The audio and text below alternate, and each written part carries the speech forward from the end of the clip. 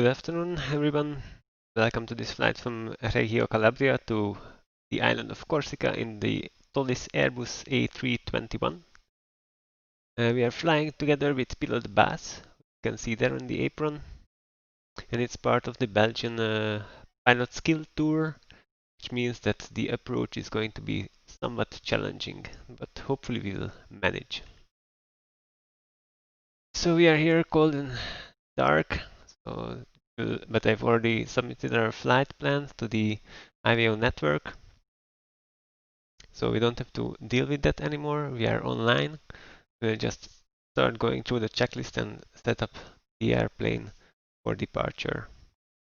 We check that the master switches are in the engine master switches are in the off position.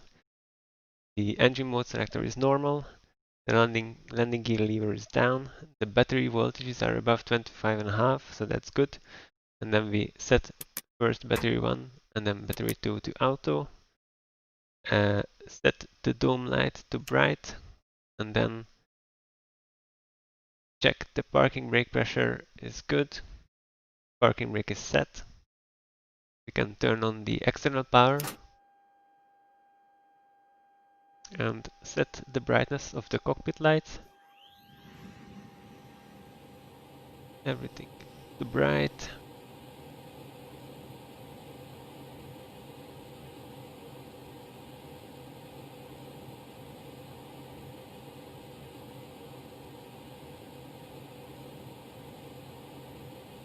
Good. Then when this initializes, then we will check that the flap position matches what's on the display and the flaps are retracted. Indeed, flaps are retracted, so that's correct. Feedback lever is retracted. And then here we do a flow along all these. All the lights are extinguished. These faults are normal, and then we will turn on the ADIRs. Wait always till the on-bat disappears.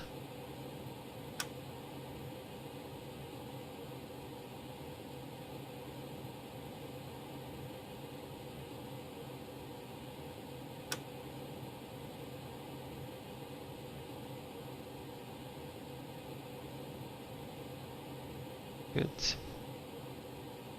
Strobe lights go to auto, navigation logo lights go to 1 or 2.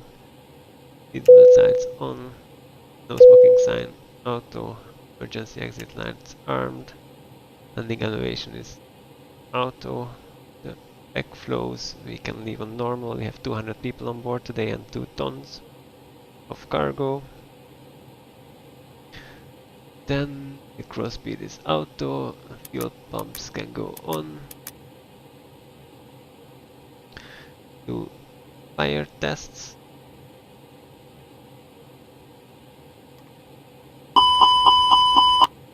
Correct. That's correct. And that's correct too. No lights here. Put on the radio panel.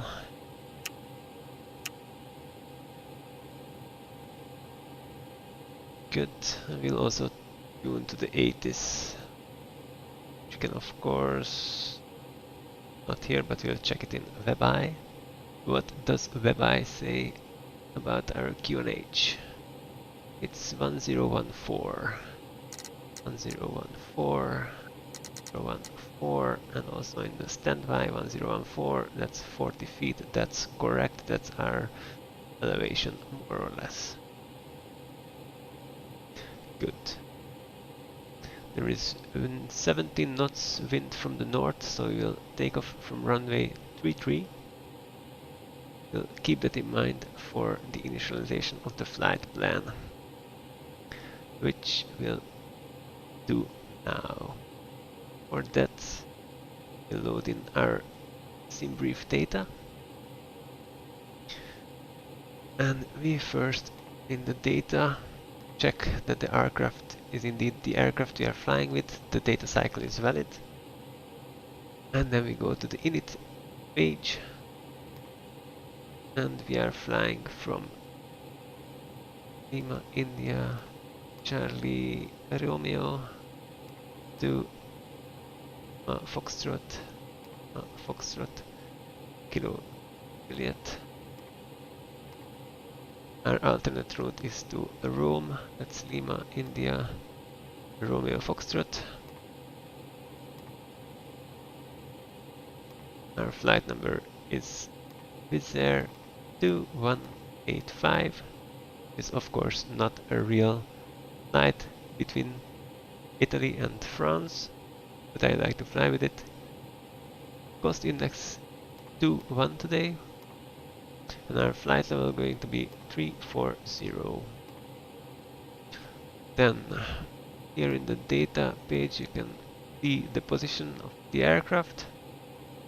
3844, 3844, and then the longitude is 1539.2, 1539.2, and then we can align the IRS. And then this can go down for the first officer, and then we can continue with the flight plan, and that's on the next page. So our departure is going to be from runway 33.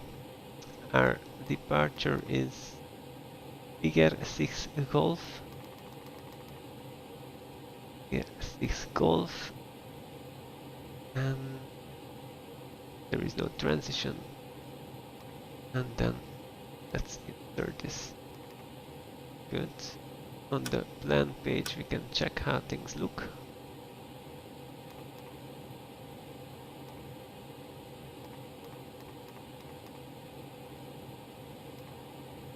Biggest Golf. Here, 6 Golf. Okay. I thought that was a bit different when I checked. 6 Golf.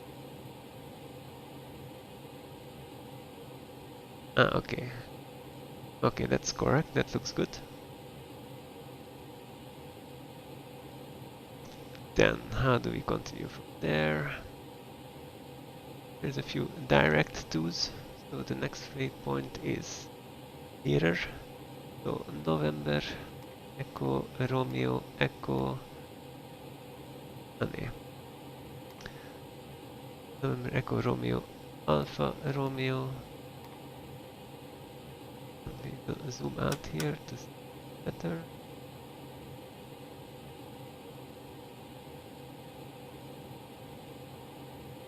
Then BEROL, Bravo, Echo, Romeo, Oscar, Lima. Then TURMO, Tango, Uniform, Romeo, Romeo, Mike, Oscar. Then IBROS, India, oops. Then India, Bravo, Romeo, Oscar, Sierra. And then from there we do an airway.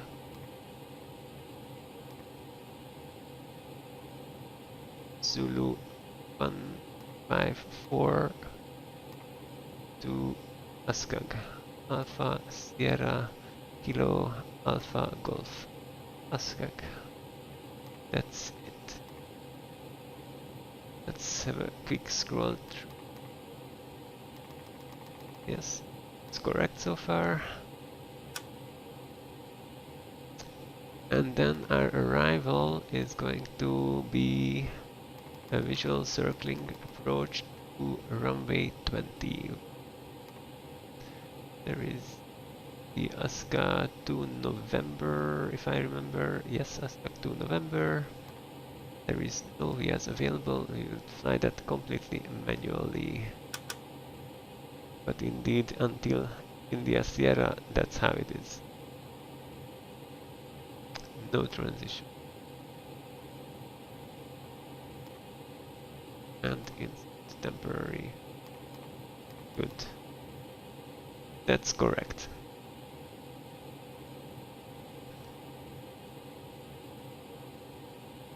Then the next one,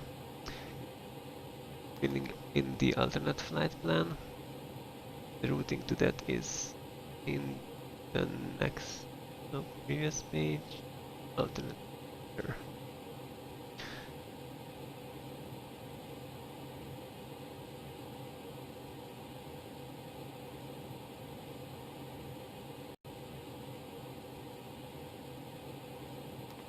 Then departure is the same, runway 20,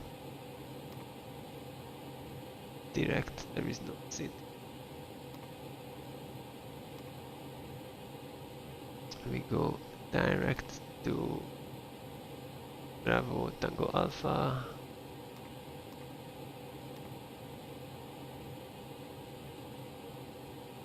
And of course, oh, that's gonna be an interesting departure like that. I'm not very sure that that's normal, but I assume they would vector us to avoid all the terrain there. But we'll land anyway. So then there is an airway, uniform 146, and then Lima 146, and indeed Mole, yes, and 2 Echo Lima Kilo Alpha Papa.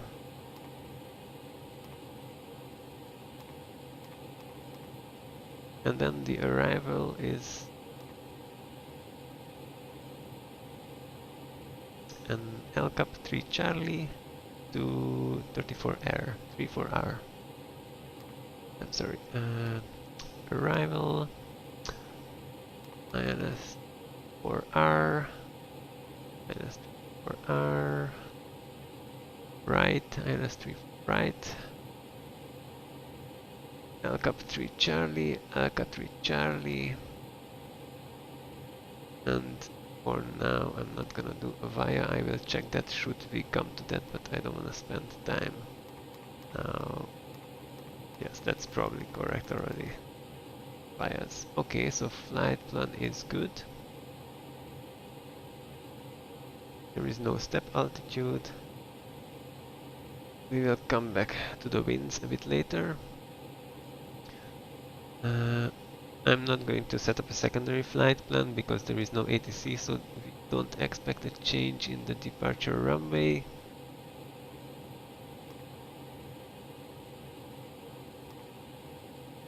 So I'm going to skip that. The navigation frequencies are fine. We will use these later and hard tune them to what we need. Then we can do the init B page and take our zero fuel weight and other parameters from the Toliss interactive simulation control system. Very fancy words for calculator. So it's 69.8, 9.8 slash 27.9, 7.9, and the block fuel is 9.1 tons. I've already set that to the required. Then the computer says that indeed we have the expected half hour remaining fuel after the alternate. So that's correct.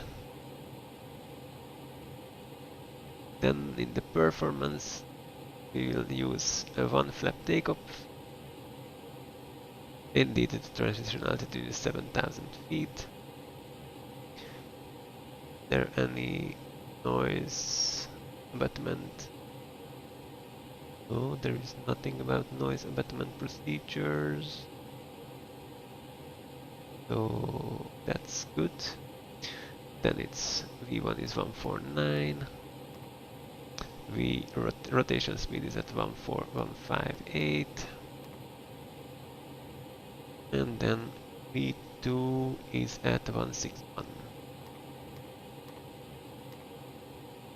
We do a 1 slash and then it's an almost neutral trim down 0.1 degree and the flex to temperature is 37 degree. Good. This is complete. Ah yeah, and one more thing. We left it for later is the wind. And that's the flight plan. The wind. The climb winds are automatically inserted and the wind at the top of the climb we will add manually. And the wind data is here. He wants to know it at BEROL. So that's at flight level 340 is 255/701 at flight level 340. Good. And this is correct. Flight plan is there. We are there. This go back to arch. We will make a turn so we can do nav and then 10. Alright, that's set up. The QNH is set. 1014. Flight director buttons are set. I will put on the constraints. And since there is no ATC, I will clear us to flight level 340 immediately. That's gonna be the initial climb.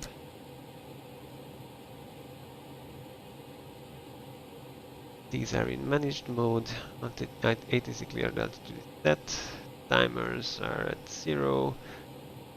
Anti-skid is on. All switching panels switches are normal. Our initial transponder code is gonna be 2000. And alt DRG is on. System 1 is already selected. Indeed. And then the pilot side MCD is at performance takeoff, indeed, and the non-flying side is at flight plan A, correct. We can start the APU.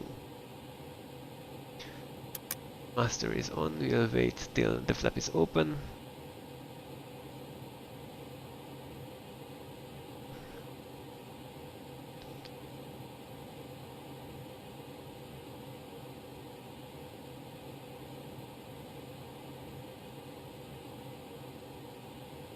Alright, and then start. Bus is already pushing back, will just depart before us. We can listen to the APU startup.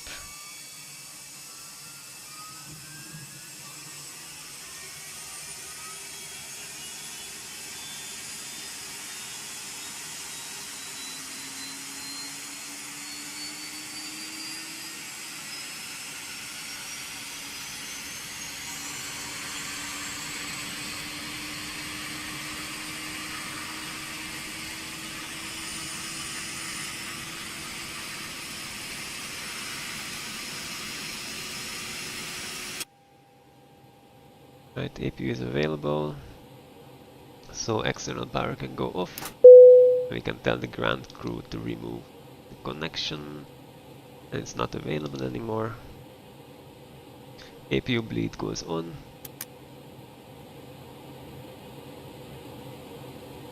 And then, in preparation for the pushback, we put the beacon lights on.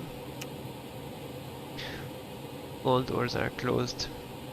Check. And we'll call the pushback truck when bus have finished pushing back. So now we wait.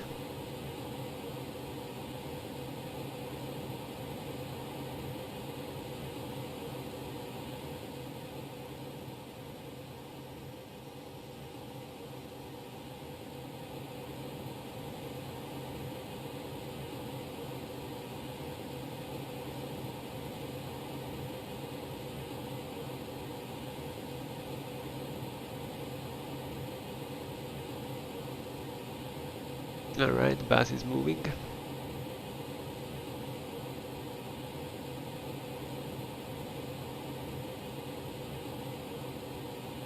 I will already pre-plan the pushback. We'll actually not push back, but use a pushback truck to line us up to hit the taxiway. I'm not sure you are just allowed to go out here. And I didn't check the procedures, which is of course not very nice of me. That's what we have to live with now. So this is going to be the route. Ground to cockpit, plan acknowledged. Call me through the menu when you are ready. And we'll announce that this is our intention.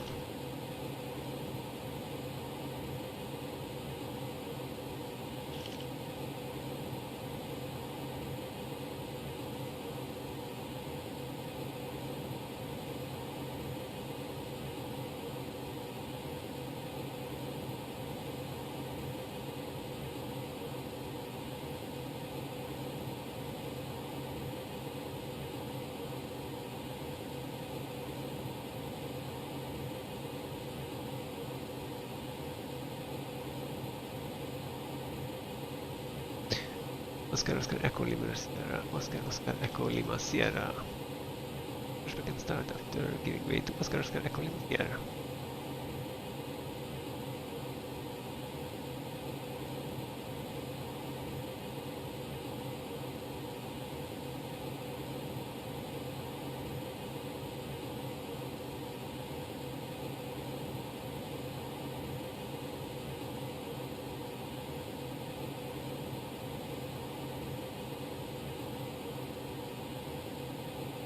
Curious if Bas is using the same scenery as I do, because he seems to be just pushed back behind those barriers, which I'm not saying is impossible, but of course interesting at least. But of course if he has a different scenery, those might not be there.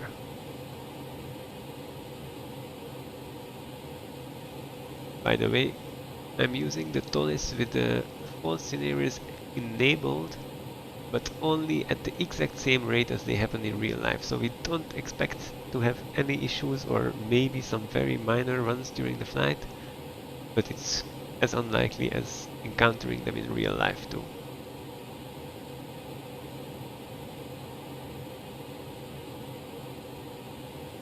So our departure is very straightforward.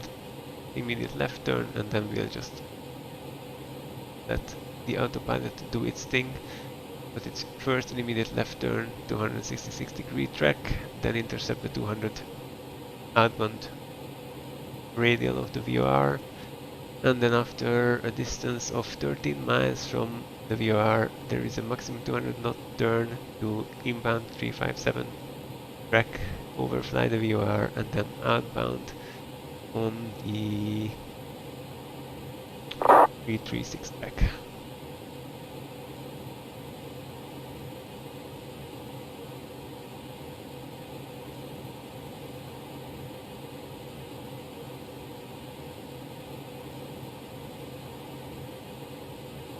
Checking WebEye, there is still no ATC.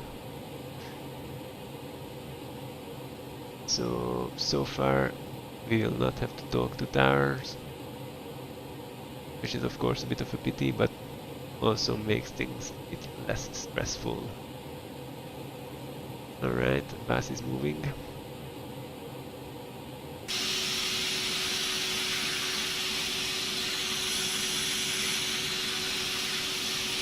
And when he passes us, I will start the pushback.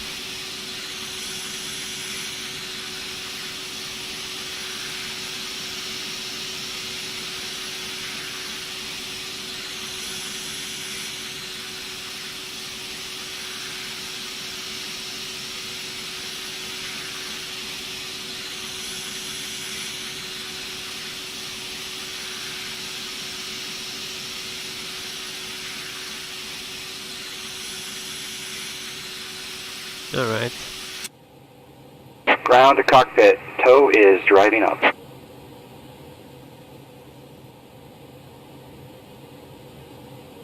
There's our pushback guy. This is the first time I'm using pushback to actually get ourselves pulled out of a parking, so I have no idea how this is going to work. but hopefully it will.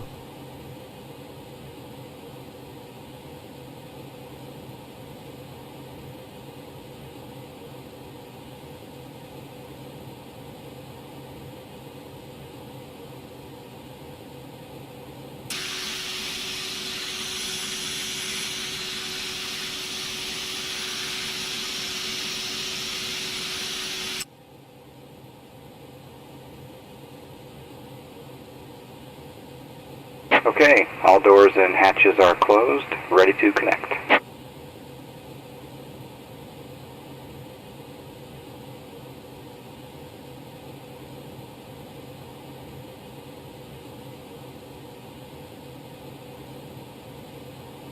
And then after takeoff we'll go over the whole procedure of the circling approach and how the arrival is. But let's first get through the more stressful part, departing, and we'll give everything to the autopilot, and then we can talk about that.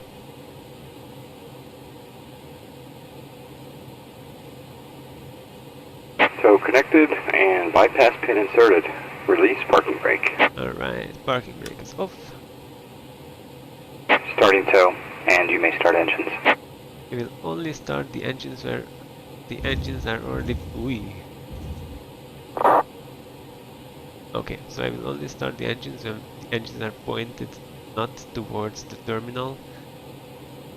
Otherwise it's not very nice, let's say. The view from the tower is not optimal. But I suspect this is the actual procedure to get out of such a tilted parking spot. Just not sure if they use a pushback truck for it or they just do it on engine power, but I would expect a pushback truck.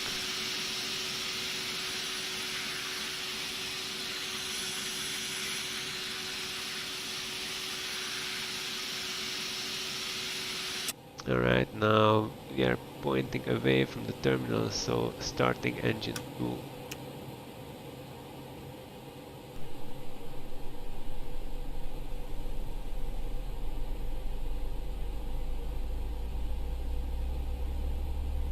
Alright, and 2 is rising.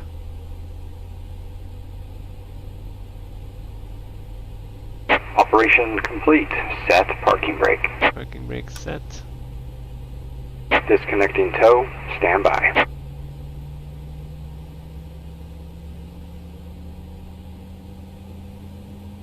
And 1 is rising.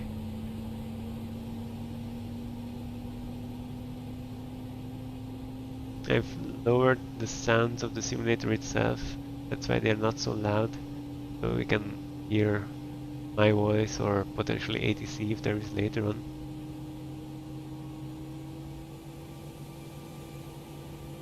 Alright, engine 1 is available, engine 2 is available, starting engine 1.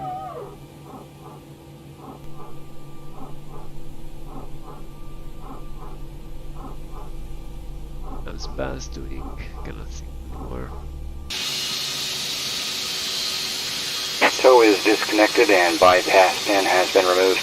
Hand signal will be on the right. We'll see you next time and have a great flight. Thanks. Alright, Baz is departing at the same time.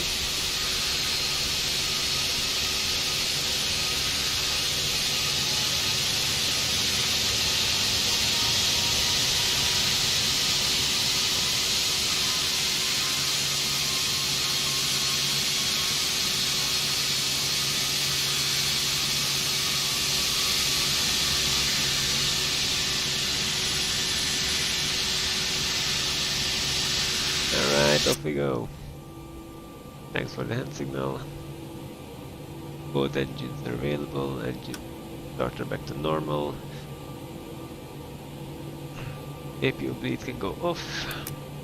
Fan spoilers armed. Rudder trim reset is at 0. Flaps are flap 1 takeoff position. Pitch trim needs to go to -1. So -0.1. That's 0.1 down. That's correct. We don't think I need anti-ice because it's very warm, 31 degrees, and there is not much clouds. APU master switch can go off. Doors are still crossed, armed and checked. Armed and checked, good. Those wheel lights can go to taxi. Parking brake can go off. And we are rolling soon. And also announced. But there is nobody else on the airport, so I don't have to announce myself. Well, I will announce myself. Maybe there is somebody in the air.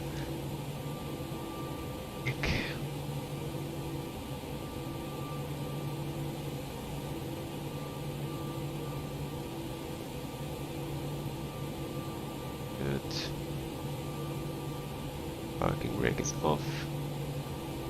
Let's start rolling from the 70 knots headwind because we are not rolling. Okay, we are rolling. Brake check. The brakes are available. Lapse time counter start. Brake check performed.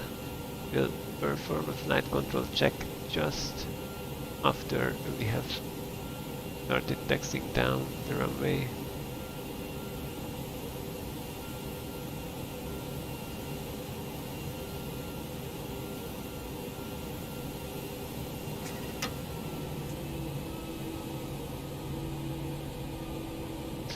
Right, flight, flat, are clean here.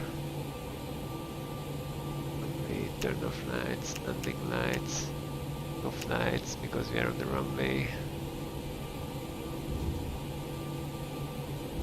And also the transponder because we are on the runway already. Alright, let's do a flight control check.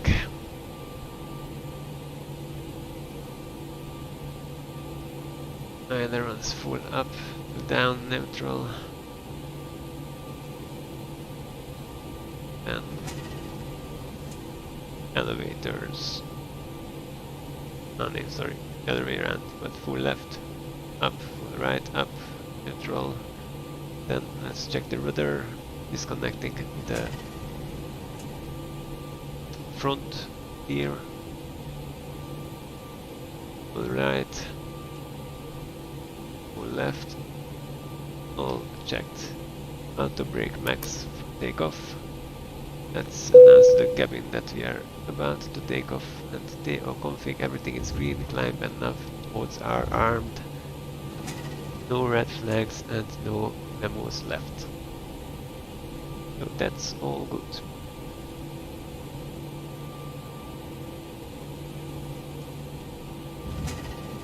Then we will line up with the runway, center line.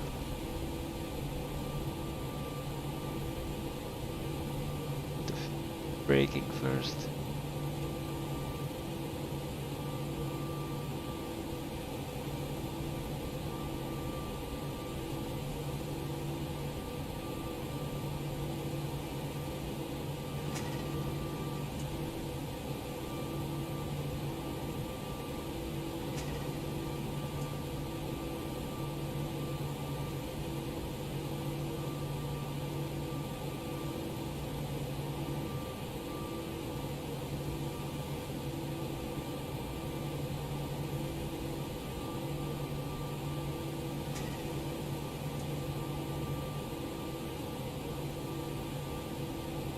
Alright, good enough. Brake temperatures are less than 150. Approach path is clear from traffic. Engine mode selector is normal. Flags we can leave on because we are runway is dry. All the lights are already on. Strobe lights on. Weather radar is not needed. Transponder is on. So let's take off. 50% and 1.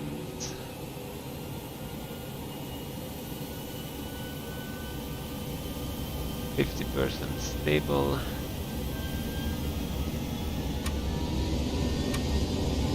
And flex.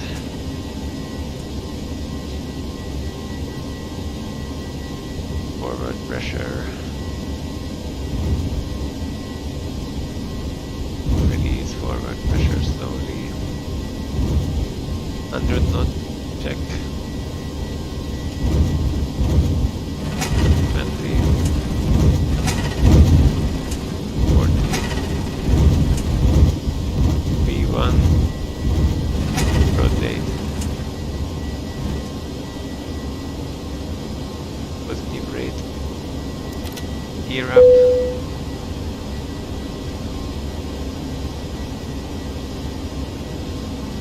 Autopilot. Lights off.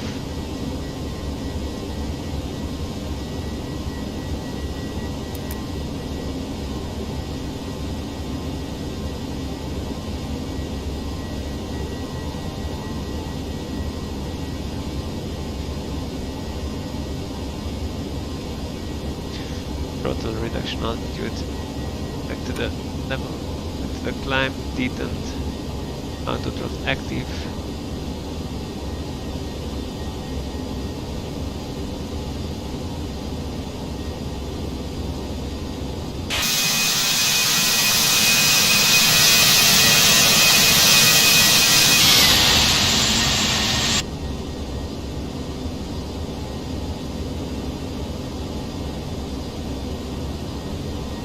Spoilers disarmed.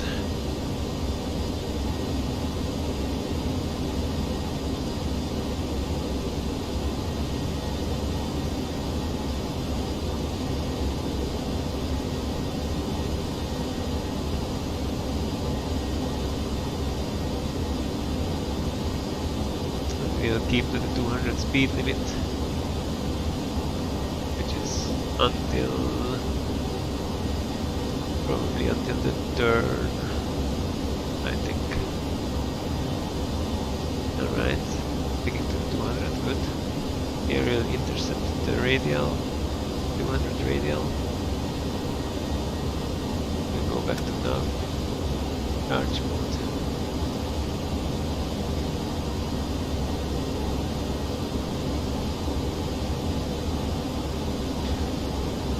Transition altitude is 7,000 feet, so at crossing 7,000 we'll go back to standard. QNH 1013.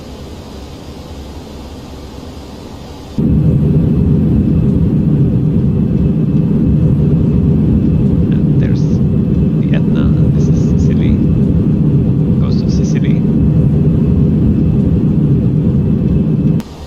Now we are crossing some clouds, but the temperature is still 26 degrees, so we don't need anything anti-ice.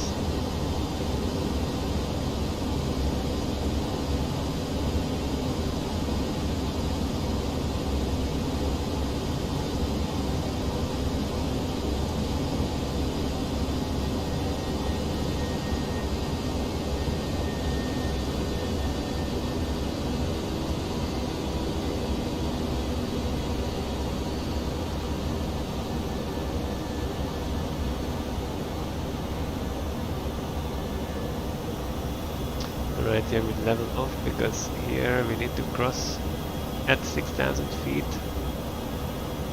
and higher will be only allowed if ATC would clear us, but there is no ATC. I'm going to just stick to that 6,000.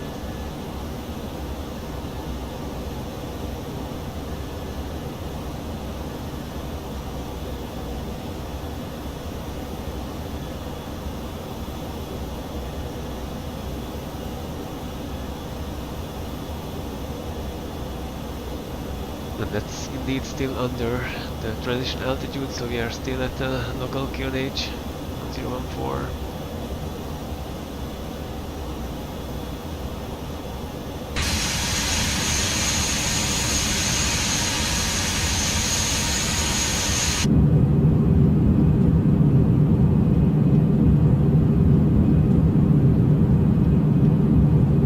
It will be a tight arrival still in the daylight to Corsica to do the visual circling, but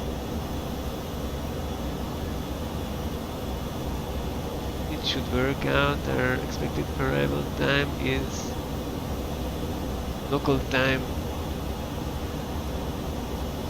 just before 8 o'clock. Oh, no, just before 9 o'clock.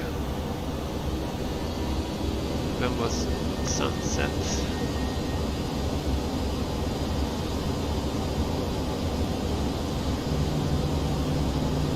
The sunset is at 8:54. So normally we arrive just 1 minute before sunset. It's still fine for visual circling.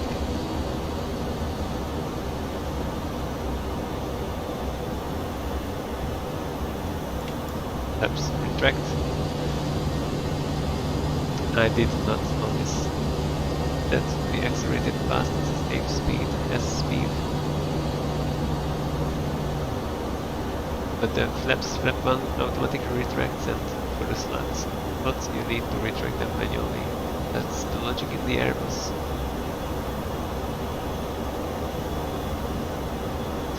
We'll keep this 6000 till we cross the BEROL, and then we'll climb further. Normal ATC would have probably cleared us already earlier, but that's what we have to live with.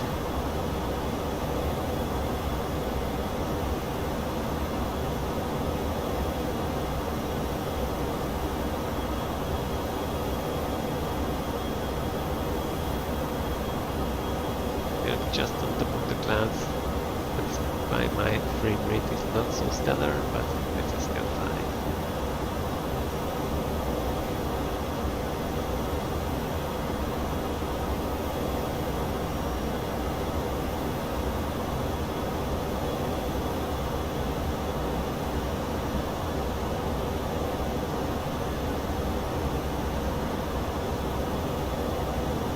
It's a nice view.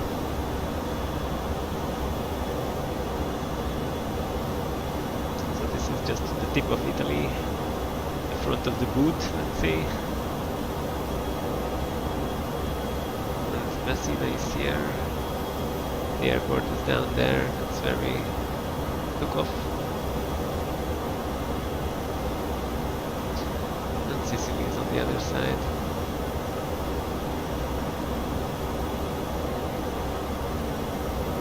Alright, I'm going to close the charts for Reggio Calabria because we don't need these anymore. Let's make some space. Then there's gonna be an airnav arrival. I will talk about it after we've climbed further. I just want to see that everything about that goes properly.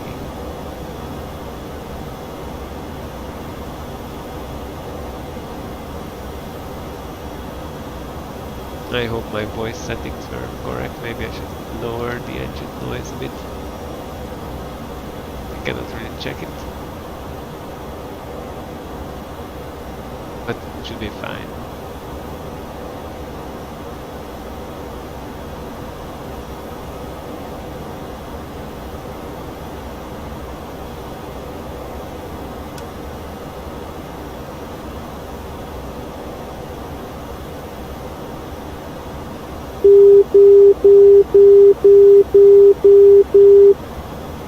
That's one of the markers for one of the ILSs.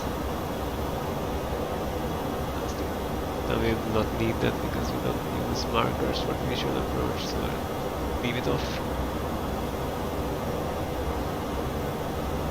It would have been really useful to have ATC here because sticking to 6000 feet for this long is not good for our fuel consumption. But it was part of the plan, so we should be fine with that anyway.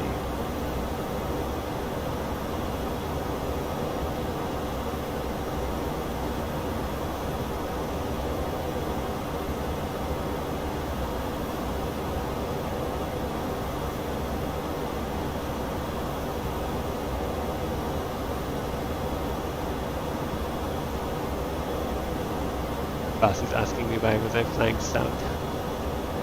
That's what my departure was. So probably he did another run.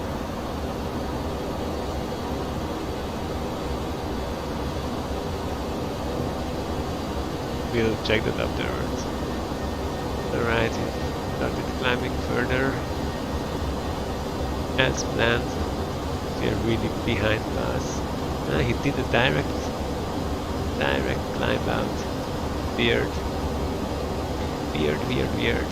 Must have used I must have used not the correct departure. Weird. Alright, past 7,000, so we can go back to standard. That's correct.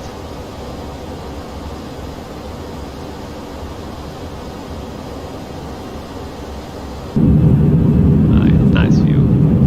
There's the Etna.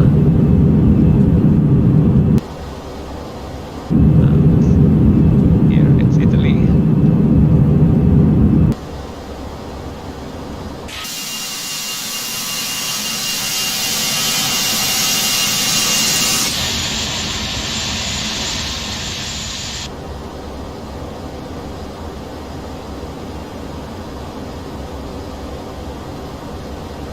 I don't know why my departure was not direct out.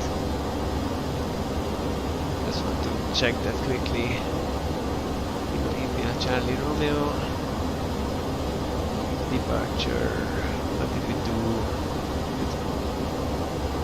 I didn't we do direct out?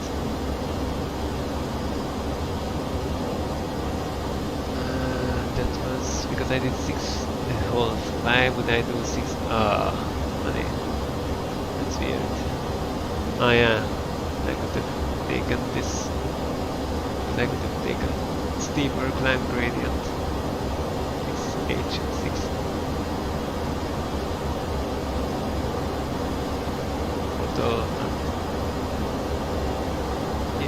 Juliet.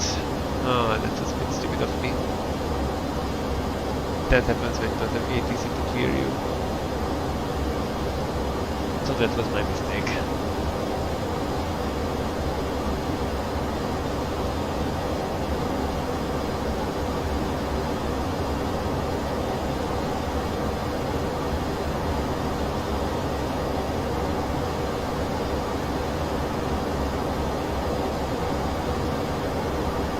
Alright, so those departures are for planes that cannot climb that steep. I could have climbed that steep. Alright, we know it for next time.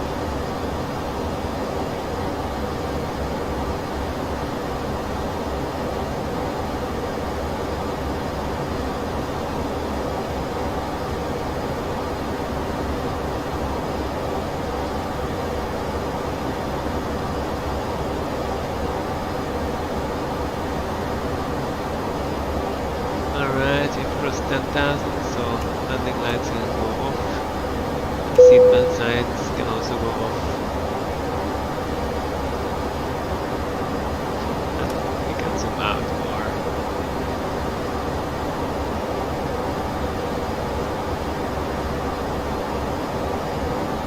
Alright.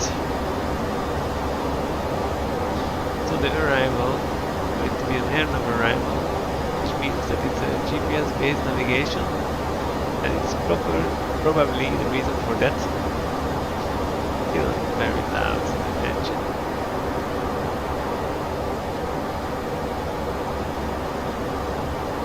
So probably the reason for that is because traditional radio navigation-based navigates cannot really go through the mountain safely. To navigate down here, there is no way you can receive that if you're not high enough. And if you arrive here at flight level 140, you will not receive a radio that's blocked by these 6,000–7,000 feet high mountains. So you have to follow the arrival with your GPS. And of course, your plane needs to be able to do that. And we can see here that our GPS has an estimated high accuracy, and when that's the case, then that's good, because the required accuracy for that high accuracy is 1 mile, nautical miles, and we have 0.05 nautical miles accuracy, so that's very good. Should our systems go off, this is for Autopilot 1, there is 2 separate systems, then we could use Autopilot 2 if that was off, we couldn't do such an airborne approach, as far as I understand. So this goes back to performance. We are in managed climb mode, which means that the aircraft climbs at parameters and which are calculated by the flight computers. We could also do climb at fixed speeds or at fixed vertical speed, but this is the most economical. On the descent I will do a non-managed open descent or a descent in vertical speed mode, you'll see. Okay. But what I want is to arrive to this IS 4000. I actually would like to be at IS earlier than 4000. I mean, I would like to be at 4000 maybe earlier. So let's check if that's correctly in the computer. IS 4760. So here I'm going to make a revision and I'm going to say 4000. And then the profile is recomputed and the top of descent is recomputed. So we are here at 4000, that's 220 knots.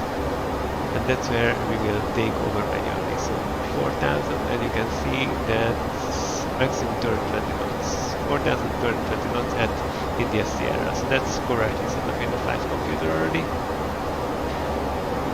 And here at ASKAG we have to be between flight level 100 and 140. So let's check that too.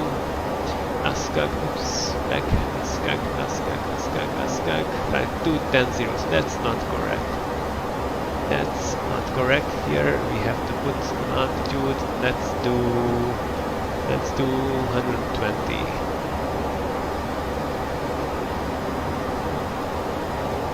This is altitude error, but this is going to be correct. It recalculates, and then that's going to disappear. So now top of descent is earlier. Let's zoom out and check where that is. Okay, you're correct.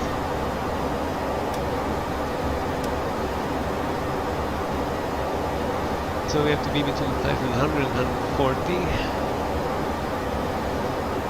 And now that's programmed into the flight computer. And I'm not sure why there is altitude error message here.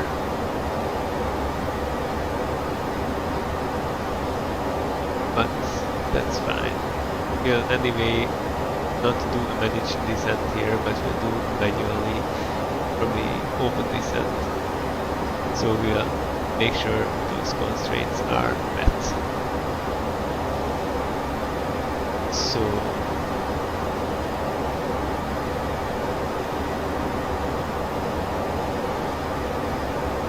we'll make calculations here what rate of descent we need. We'll probably do an open climb where we adjust the speed, make sure that below 10,000 our speed is 250, so we'll level up at 10,000, adjust, go down to 250 and then continue. And make sure that here we are above 8,100 feet at or above, here below 10,000 feet, maximum 220 knots at this point, and then keep 220 till IS. And from IS can be a visual approach with prescribed tracks. So we need to have cloud base of maximum. Where are these details? Yes, a ceiling of 4,000 feet and a speed of 10 kilometers. Currently, there is Kavok, so ceiling visibility is okay. And the wind is 7 knots from 180, which is perfect for a runway 20 landing. That is still correct.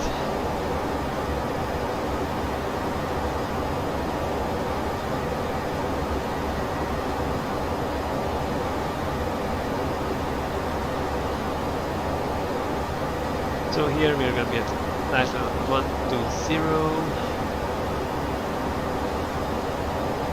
Yes, 120.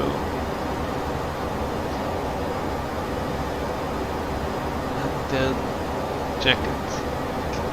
Kilo Juliet 870, Kilo Juliet 870, flight level 101, that will be fine, and then Kilo Juliet 506, flight level 74, that's below 100, that's good, and then at India Sierra 4000, perfect, speed 220, already perfect, that's already at Kilo Juliet 810, 810, there is the const rate 220, 220, so that is correct. I think our flight plan is good till IAS, India Sierra, sorry. And how is the visual approach gonna be? So for the visual approach, there is prescribed tracks, which means that we need to follow tracks until the turn, and then we do the turn. Basically, we navigate visually already because it's a visual approach, but we need to follow these prescribed tracks. It's a bit like in Innsbruck. It's very similar. I mean, how the procedure is, of course.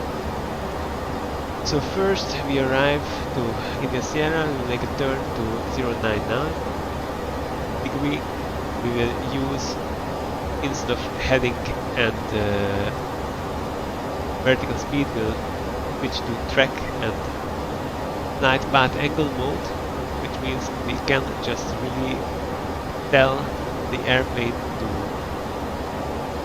maintain travel direction to a given track instead just point itself into heading. And why this is different is of course because if you use track mode, then the plane itself corrects for the crosswind component, so you don't have to make the calculations. If I have 15 knots crosswind from the left, then I have to turn a bit more to the left with the heading to maintain a given track.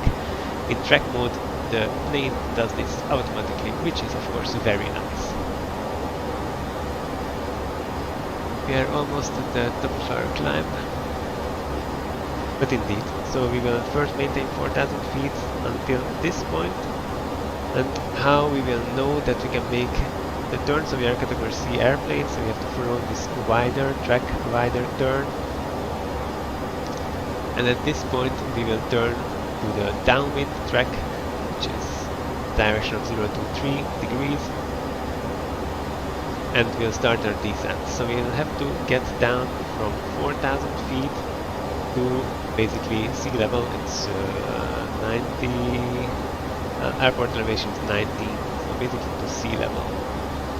So this is more or less half the distance, and then this is the second half. So for here we want to get down to 2,030 feet. That means that in 4.6 nautical miles we have to descend from 4,000 to 2,000, and that assuming a speed of 180 knots. We are probably going to be a bit faster at the beginning and continuously slow down, but this curve is to be taken at the maximum 180 knots, so we can assume that we are going to be around 180 knots on this downwind track. So we can make the calculation, and with 180 knots to lose 2,000 feet in 4.6 nautical miles, then you need 1,300 feet per mile descent.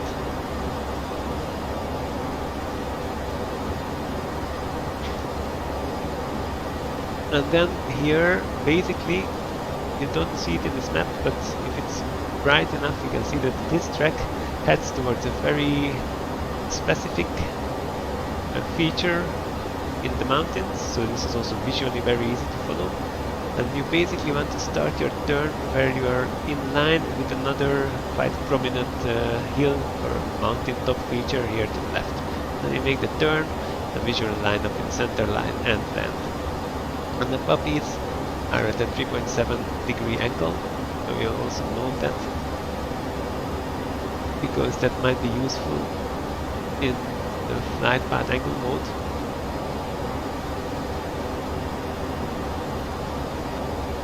And there is also some extra helps. We can use navaids to check distances. There is two navaids. The AC NDB, or it's an ILS TMN. The AC, and that's the only one that's used. So even though we are not going to use the ILS, we will tune to the ILS frequency so we can check on these distances.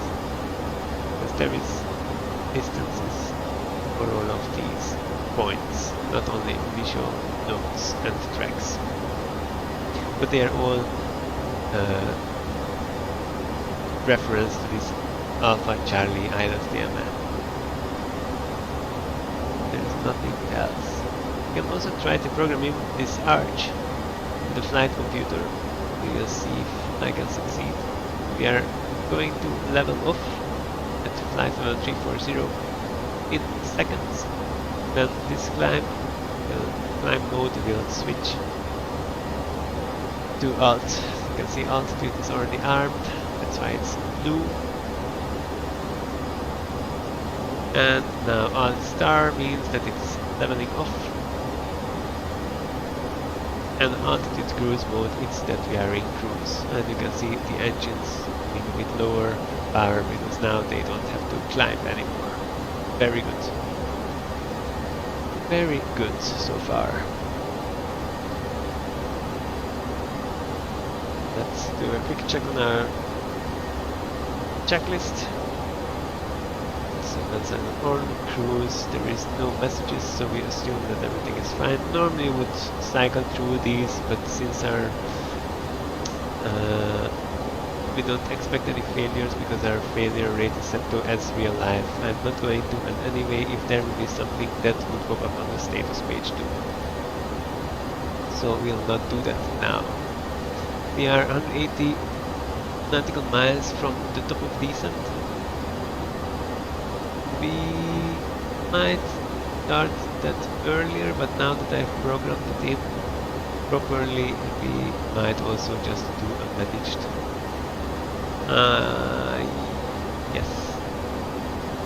There is a restriction that is probably not being met.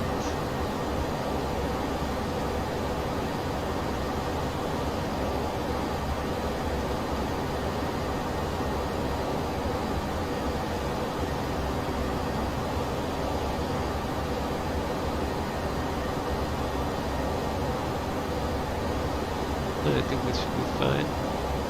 There is speed restriction here, which we should be.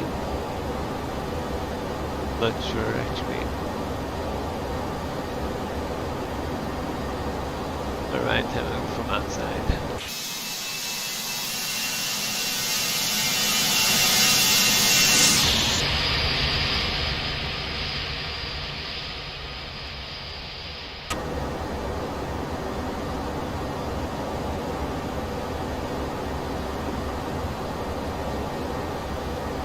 The descent preparation is more or less 50-60 miles from the top of the descent, so we are still okay.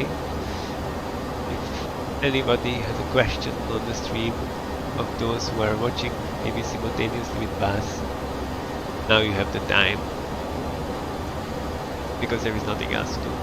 With an Airbus, cruise is quite boring actually. That's why I prefer to do shorter flights where you climb to cruise altitude, you're there for 10 minutes and then you're descending. Because otherwise there is not much thing to do. The weather is still fine in IVAO. I'm not sure that's how it's pronounced because my French is horrible. It's maybe also Corsican in any case, but the Napoleon Bonaparte airport, the weather is still fine there. The QNH is 1016, we are already going to note that down. Just for reference. And here, zoom out a bit.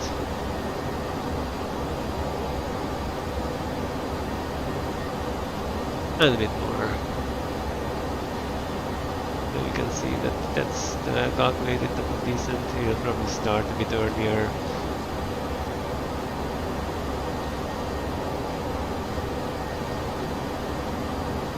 No, I think I'm just gonna go manage descent. We are not going to do anything fancy until we are at the visual approach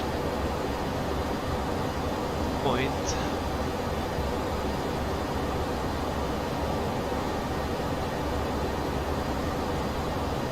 but our expected arrival time is exactly at sunset. So this visual approach is only allowed in daytime, which is sunset plus minus 30 minutes, so sunrise minus 30 minutes, sunset plus 30 minutes. So we are still in time to do it. But of course, when it's dark, you cannot really fly these visual approaches inside between the mountains. It would be a bit, let's say, crazy to do and dangerous. And anyway, you know what I mean. There is still no ATC online, unfortunately.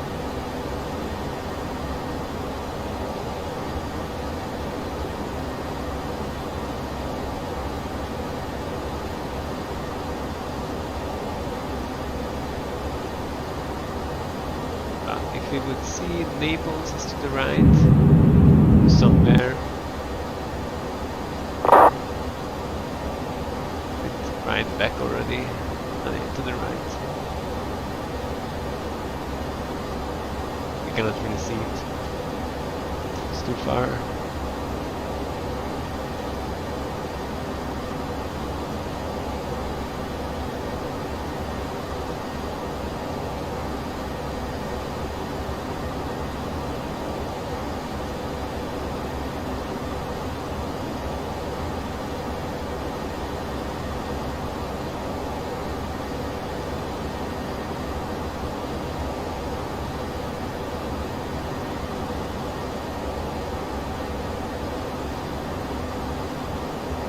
Also make a calculation just to spend time what descent rate we would need to descend from flight level 120 to 8,100. So that's 3,900 feet. That's 900 feet to lose with the ground speed. We don't really know our ground speed, it's going to be headwind. And we expect to do 40 knots.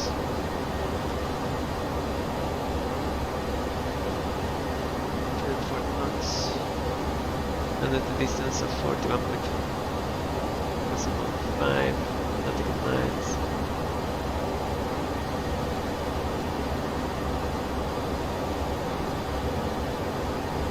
That's a very shallow descent rate of 500 feet per mile. Per minute, sorry. Feet per minute, yes. 500, it's not much.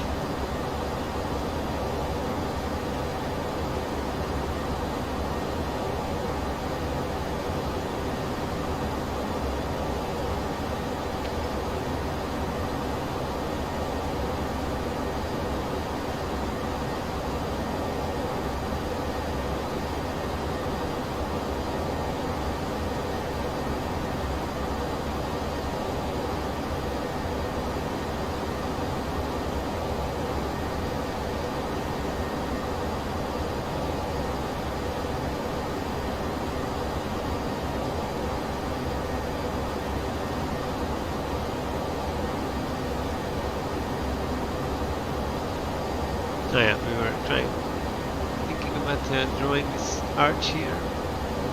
We can see if we can do that. So let's go to blend mode. Let's go to the airport. Ah, sorry. I'm looking at the wrong computer. There we go. And zoom in.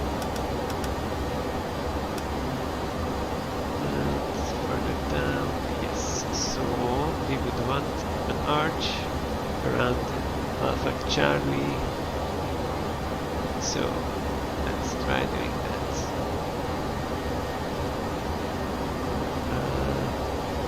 Now I just have to remember how that is done. How do I go to the next page?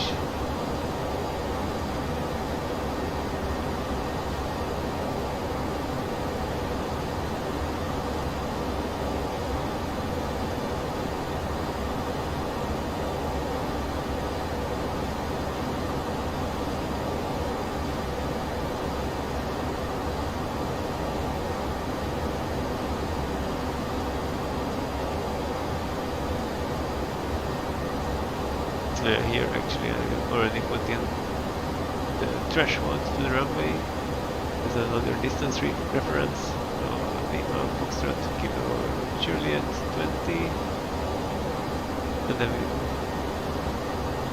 Lima Foxtrot Kilo Juliet 20, Lima Foxtrot Kilo Juliet, Lima Foxtrot Kilo Juliet 20. Right, good. We are 220 nautical miles from it. Should we need a backup distance measurement somewhere, this is useful. But I'm still a bit concerned by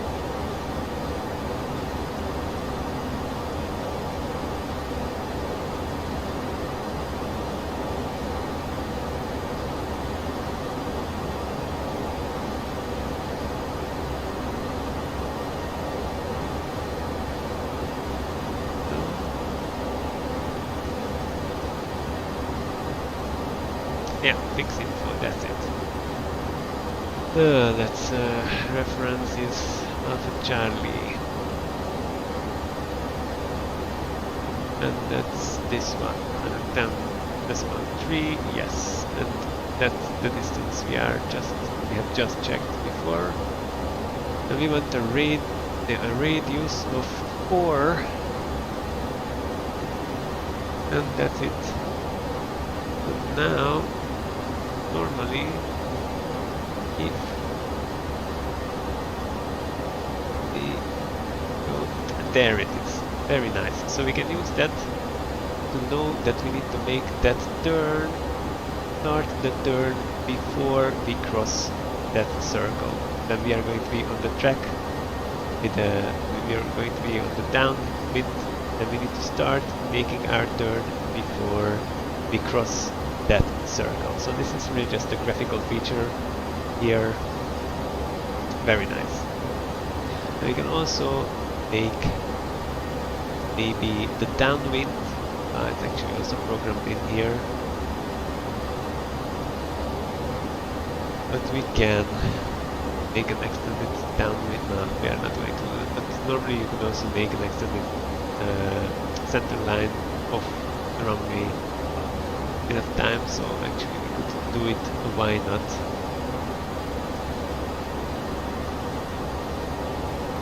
So you just have to put the ASKAG, and then you can go to fix info, and then you can slide left or right for another entry, and then the reference is going to be Lima Foxtrot Kilo Juliet,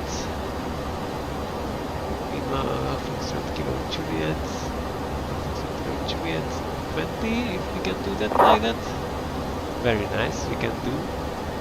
The radial is 203 because that's the track, but the reverse of that is 23. 23. And that's there. Good, very nice, this is useful. We can return to the flight plan and go back to performance, cruise, double descent, 100 miles, and back to Arch.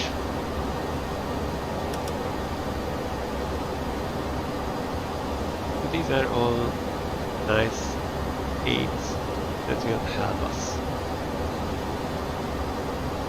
One thing we'll have to do is still tune this frequency, because this is not going to be auto-tuned. Not going to be auto-tuned because it's not part of this procedure.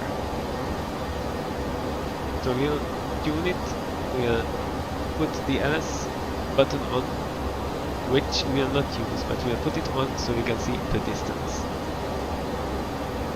And we'll also use the ADFs to know where these two are, just to have a direction for those two. We'll not use them really for navigation, but as a backup. We will put them on the display. But I will only tune those frequencies after we have started our descent. Everything still looks good. There is no errors, no lines which should be there. spoilers are in, spoilers in.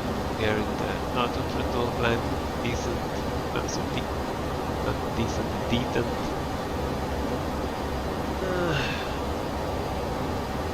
Everything looks good so far.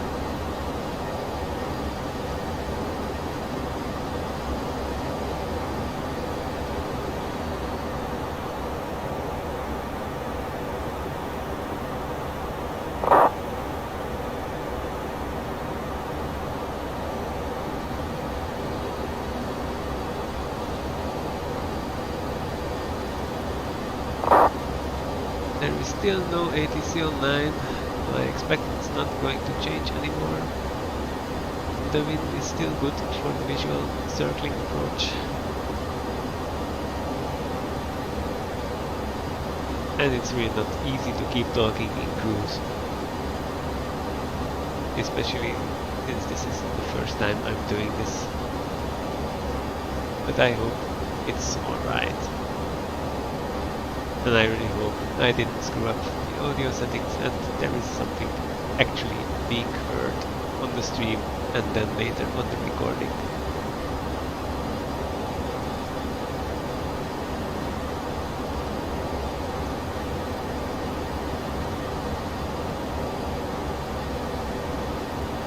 You can also do a check for our fuel consumption. We are soon arriving to TURMO, so we can see what our fuel calculation was for TURMO. TURMO. Here 5.6 remaining. We are still at 6.1, so this is going to be fine. There is no leaks, no unexpected consumption. That's always good.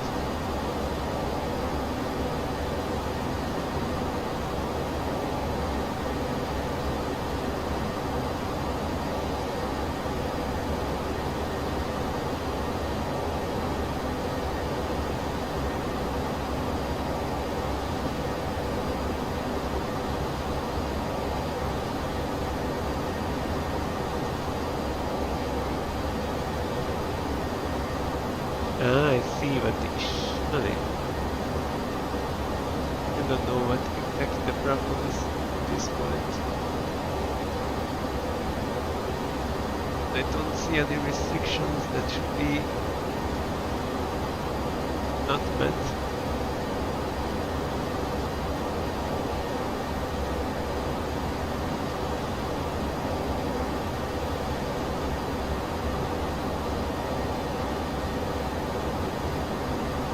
Oh yes, with an Airbus cruising and nothing is happening. And we've already briefed our approach and arrival. So this would be the time when the flight attendants get us some coffee or short dinner. I could use, of course. And we didn't close the doors, so anybody could have just entered.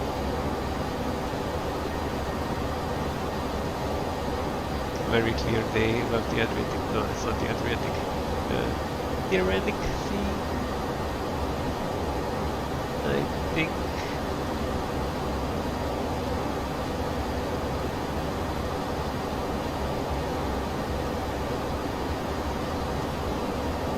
I think so. The geography lessons are not really recent.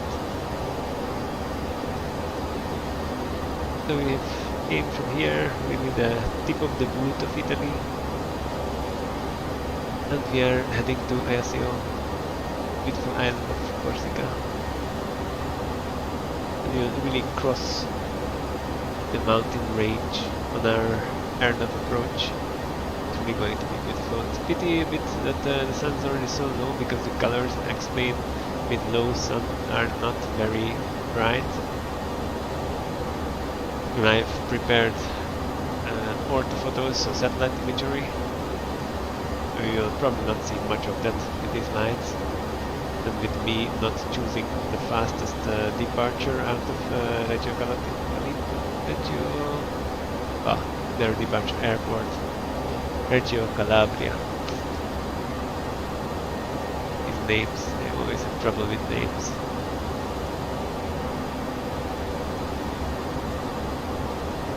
Much easier to say Lima India Charlie Romeo than Reggio Calabria. But that's my personal opinion, of course. So we are just arriving to Turmo. Let's do another check on our fuel. There should be 5.6 tons remaining. We are at 5.9. We are good. And our top of descent is within 60 miles, so we will start filling in the arrival data. So, the approach information. Toliss is very nice, and we can see the approach information here. The QNH is 1015. The temperature in ICAO is 33 degrees, very warm. The wind is 11 knots from 267. It's a slight crosswind already because the runway is at 203. I remember 203, yes. A slight crosswind. Well, actually a quite strong crosswind. Gonna be a challenging landing. But it's a crosswind of 60 degrees, 65 degrees at 11 knots.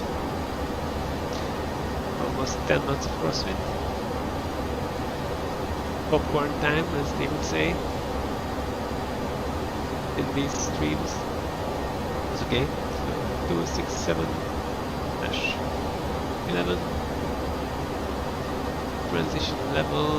Actually, I think it was not 9 or 50 today because I've checked on the IVAO documentation. And the transition level, transition altitude is at 5,000 feet. So transition flight level must be above that, but we'll just use the 5,000 feet for our own reference. I'm going to note that down, 5,000 feet transition altitude. So before around flight level 60 we'll go to the local QNH, which is 1015. And our manual decision altitude is 4,000 feet. So if at 4,000 we have no visibility of the ground, then we cannot do this approach. But the weather is feeling at least okay, so it shouldn't be an issue. If I'm correct. Yes, Meta still sitting okay, good. And I am scheduled to arrive 11 minutes after bus.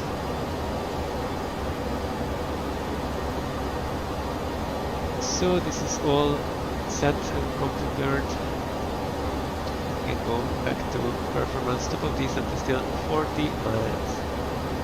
40 nautical miles away.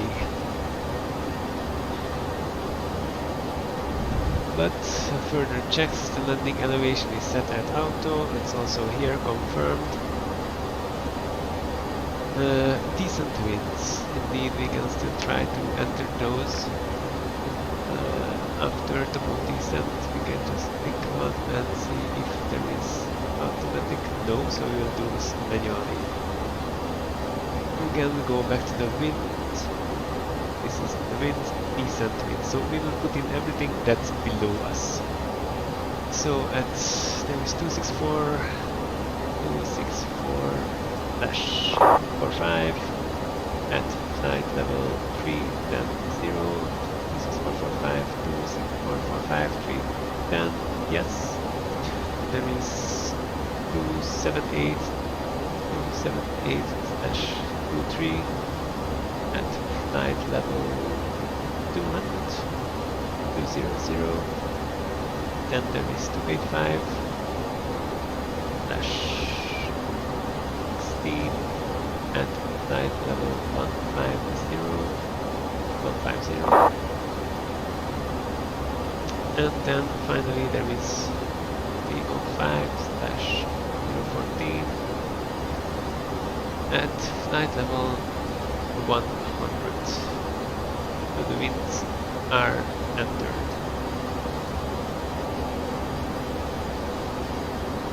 Okay. What else do we need? Loop set. Winds are entered. We can also do the frequencies now that oops, we have still time. So we will use a 341. That's India Sierra 341. Okay. Yes, good. 341 and also 365. Romeo Bravo. That's not correct. Let's do this manually. 365 slash Romeo Bravo. Here. 365. 365. Okay, 365, 341. Correct. We don't need courses. ILS is 10. We do slash 10. Sorry, 110.3, 110.3. Damn it. As a 110.3. That's good. So we are not going to use that to navigate because we are not doing an ILS approach, but we'll use that to have the distance. And then the other ADFs are 341, 365, 365, 341. Good. And we are almost at the top of the descent. Fuel prediction, quick check on fuel prediction. This is still correct. There is half an hour remaining time after the ultimate airport. That's good. We are doing a full flat landing, so we don't need factory auto brake. How long is the runway? It's 2,400 meters, so just below. We don't need engine anti-ice because it's very clear. Alright. Almost ready to start our descent.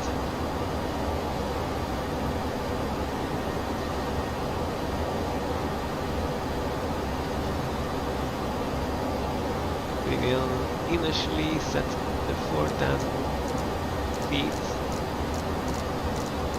Of course, normally they wouldn't hear us this low, but I have to go down to 4,000 feet at the end.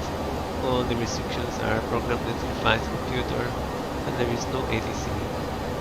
So that's how we will proceed. A quick call out after we start our descent. So we start descent in managed mode, which means the plane will just fly the pre-computed profile. Alright, 2 nautical miles left, so I will start descent. We'll go to descent mode, descent started, and our first restriction is flight level 120. And we'll make a call that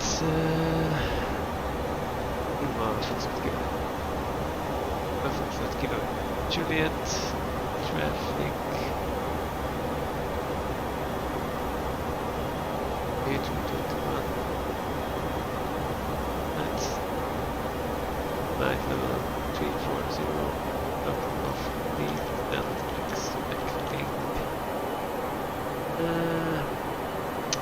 expecting ASKAG 2 November arrival or runway 20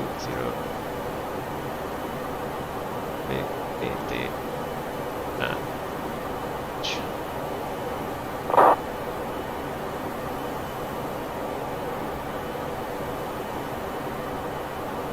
Pass is already at Kilo Juliet 870. Kilo Juliet 870, so that's where he is. Inbound. and not much behind. Speed is fine, we are on profile, and here we can go to program, and you can see that the deviation from the pre-completed profile is only 20 feet, which is very good.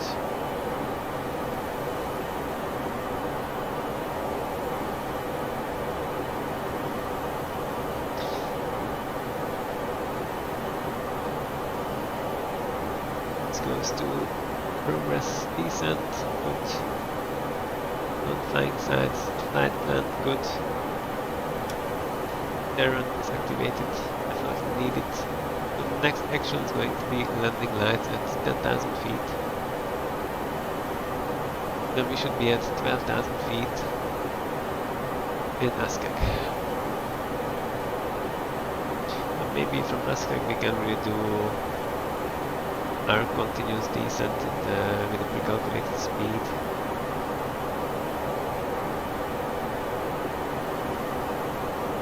You'll see, just for a different mode also, that it's not all the time managed mode, because it's a bit too much automation.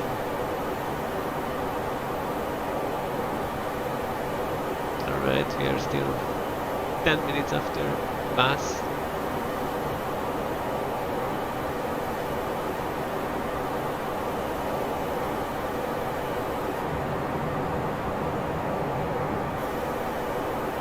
Bit of a shame that explain visually is not so amazing.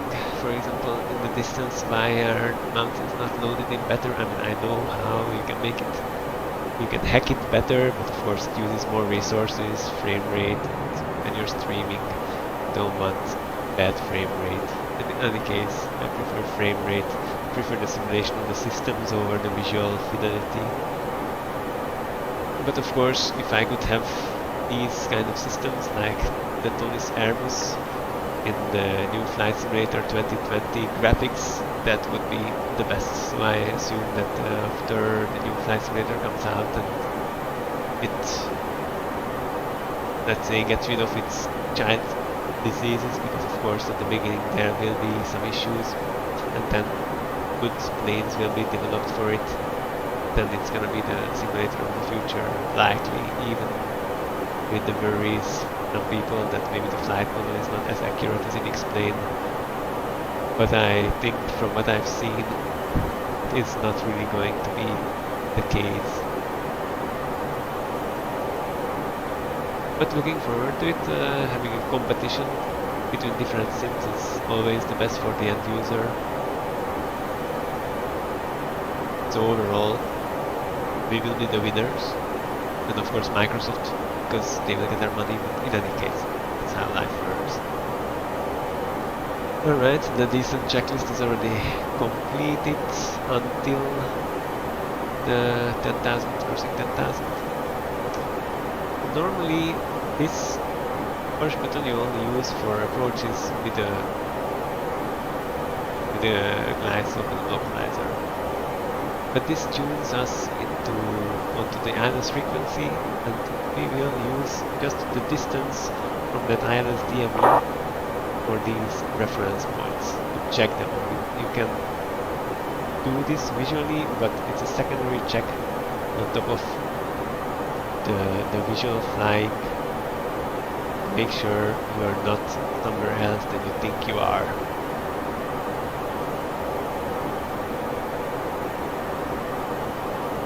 But back to the arrival. So here we'll arrive at flight level 120. By Kilo Juliet 870 we have to be somewhere above 8,100 feet. I think here I will switch to open descent mode, which means the plane will descend keeping a constant speed.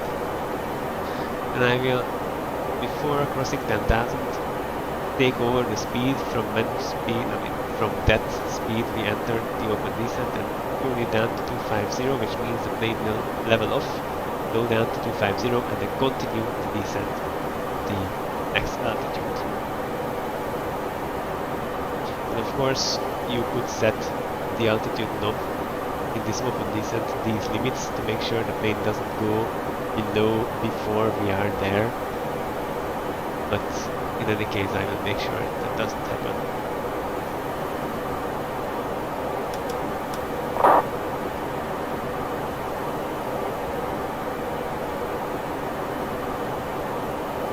Curious how Bas's approach is gonna go. Of course, now that I'm also streaming, I cannot watch it simultaneously, but afterwards I will make some popcorn and rewatch it. Then let's hope people who are watching him will do the same, and then have a view on how the same flight is done in an Airbus in comparison with the Boeing plane, because the two systems I think are very different, and the ideology behind the flying these two different airplanes is also very much different. And I have to say, the last time I've flown with the Boeing in a simulation was in Flight Simulator 2004, because before last year, at the same time last year, so before last summer, I've not been doing Flight Simulator since my university years, so it's more than 10 years I have skipped the Flight Simulator business, and I got back into flying with the Flight Simulator last summer, and then I also picked up flying in a real plane, so now I'm a private pilot student, and that's why I am back into the simulator too. I like to fly general aviation planes also in the simulator, so maybe in a future stream we'll do that. But if I fly something heavy, of course not very heavy, an Airbus A321, but then it's an Airbus, because that's what I picked up last year, because I thought, okay, then 12, I don't know how many years ago, I've already flown with a Boeing. At that point, I think I've learned quite a lot about it, and I wanted to do something new. Okay, so we are arriving at 12,000. I'm going to take over and go to open descent mode, open descent. So this means that the airplane will descend keeping this speed, basically.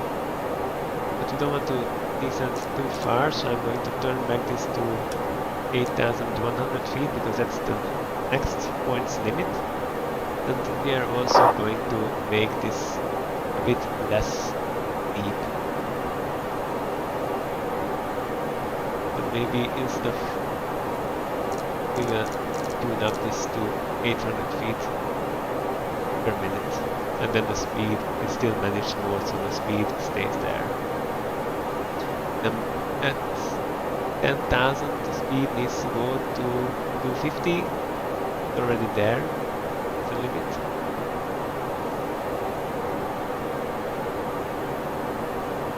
And not idling.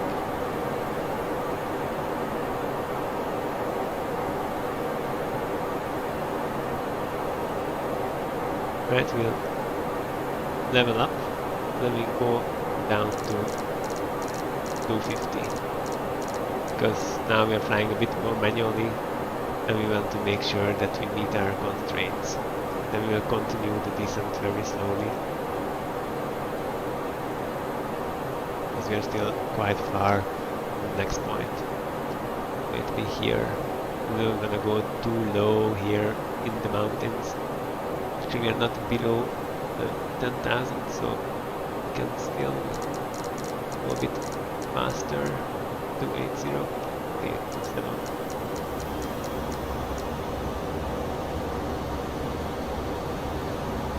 Because only have to slow down when we're gonna go lower, but I'm not going to do that before we are over the terrain here, just to be safe.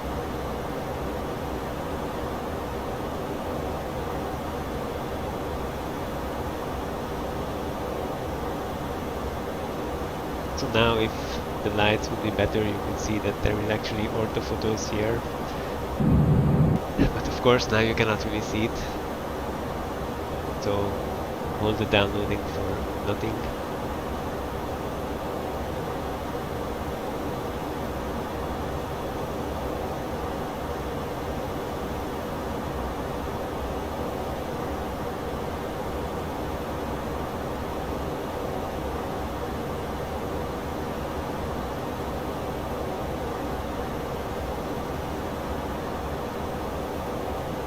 Then afterwards the next constraint is just above 4000. So then we'll turn down the altitude up to 4000 and do another open climb, but then we'll just keep to the speeds. And make sure that by here our speed is 220 knots.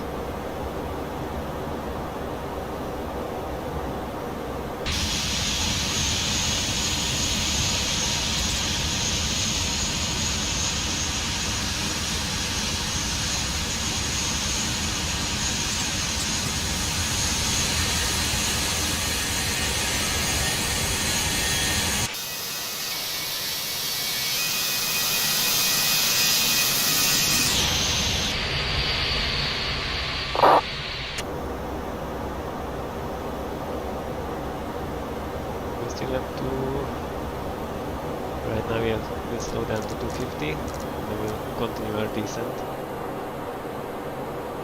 We are 20 miles out, so we can calculate. Well, we are not going to calculate, we are going to use open descent and we'll just stick to the speed.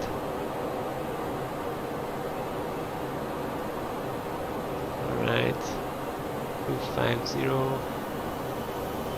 8100, open descent. Now we can go further. You can see the descent goes big to 250.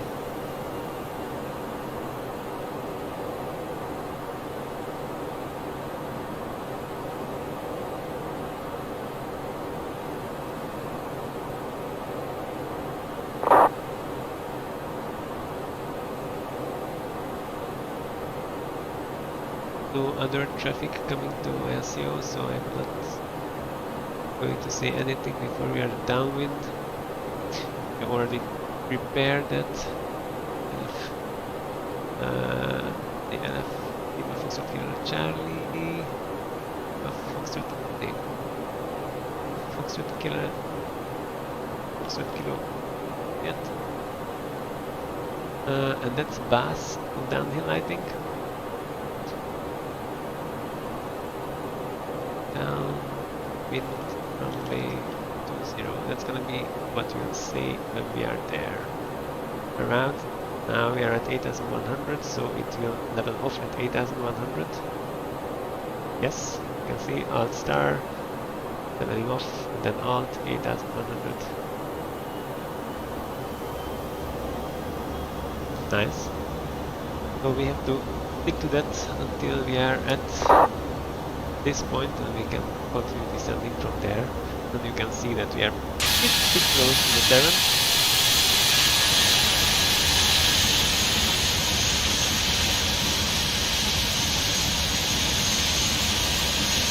The airport is down there.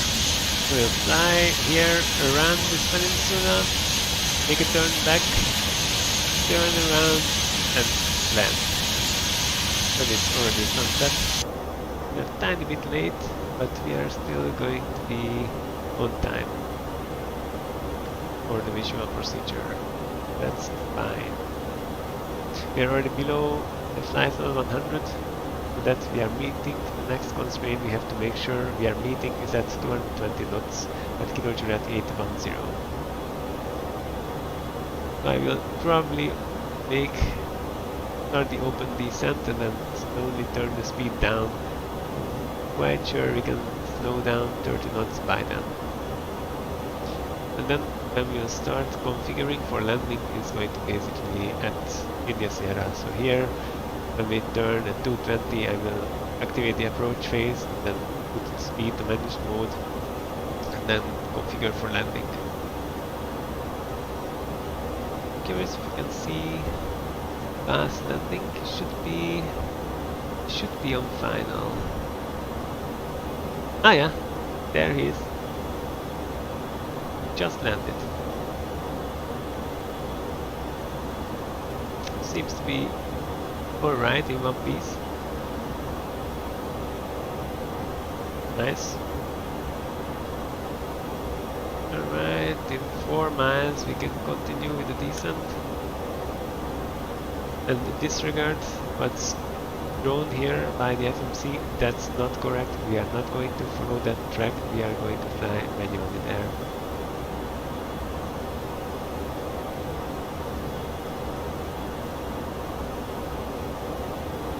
bus is just leaving the active runway. That's a nice thing about flying online. Of course, the most important nice thing would be that there is air traffic control done by humans, but today this is not the case. There is nobody here. There is another plane down there. Maybe we'll say something. We'll go further, descent to 4,000, open descent, 4,000, and already let's set the speeds to 220 and then we'll slow down first and then descend.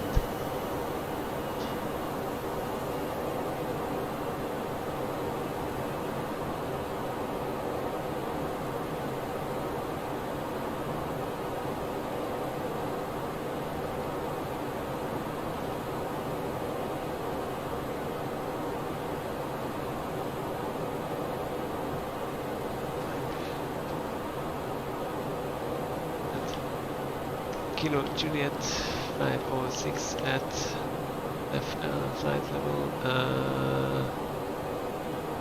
11, expecting the May 20.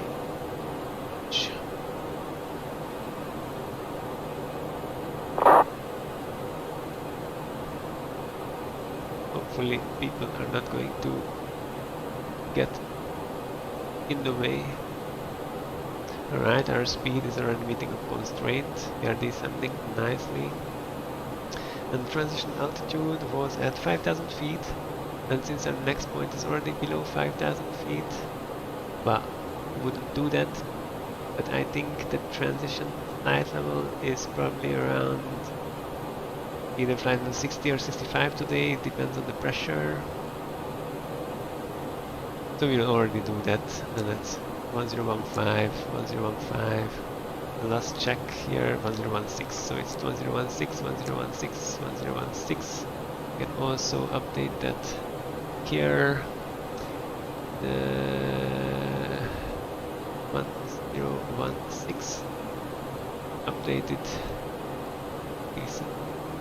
Yes. The wind is quite much side wind now from the other direction, really variable.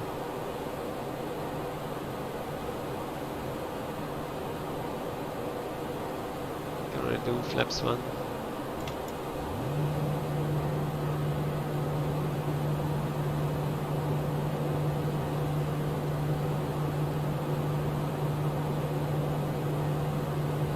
Alright. Maybe a left turn here, our speed meets the constraints. We will be at 4,000 by India Sierra, so everything is looking good so far. At India Sierra we'll activate the approach phase.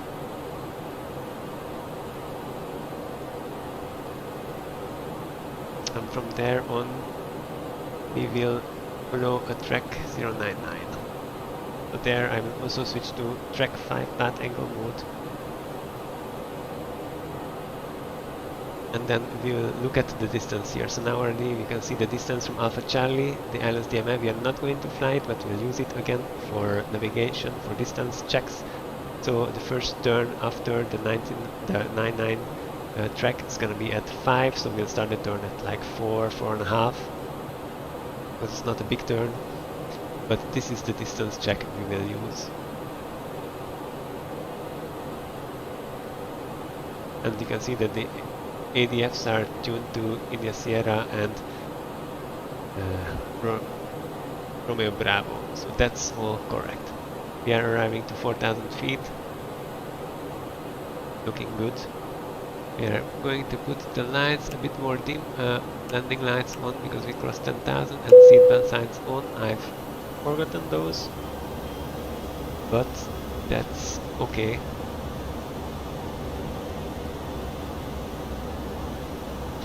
Then prepare the message.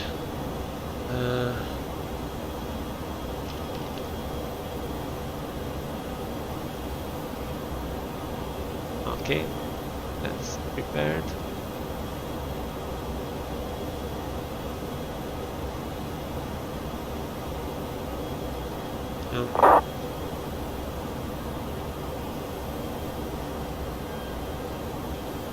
Actually, the nav aid is down here.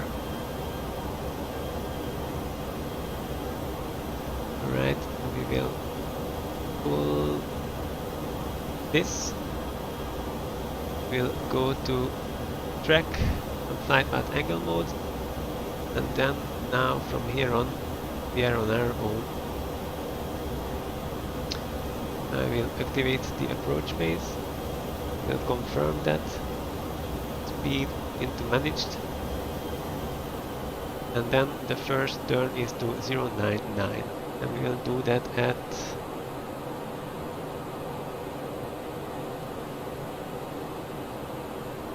0.6 miles. Okay, 099. 099, and we stay at 4,000 feet still. The descent will be only here. Okay.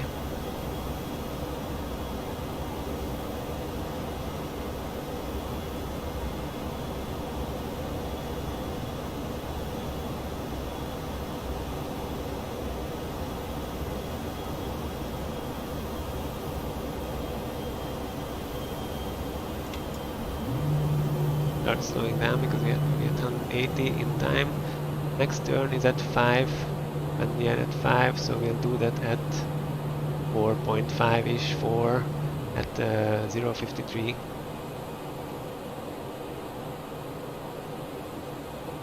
So this feature is this feature, that peak was here, that's visually confirmed. We are at 5.6, let's make the turn, 53, 53.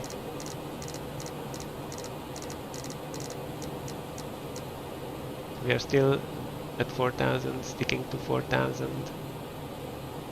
We are at 5, we have almost made the turn, very good. Next turn we'll make a bit earlier.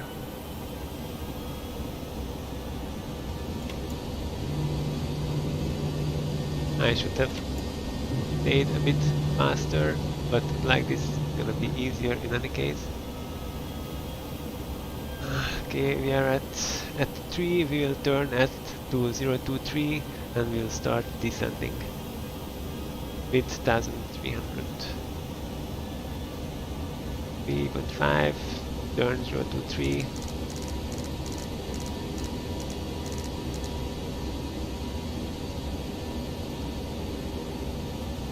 Just above the port, very good. And that's actually the feature. You cannot really see it anymore well, but here there is a very prominent feature in the mountain. Oh, and let's start going down. Angle. Start not that deep. Where we end up, and then we will correct. We are downwind.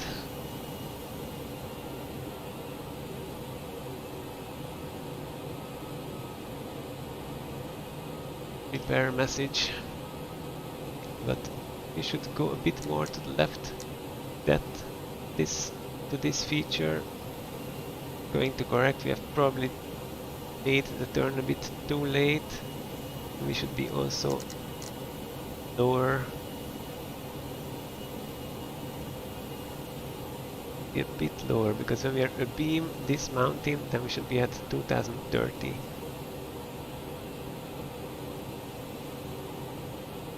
And then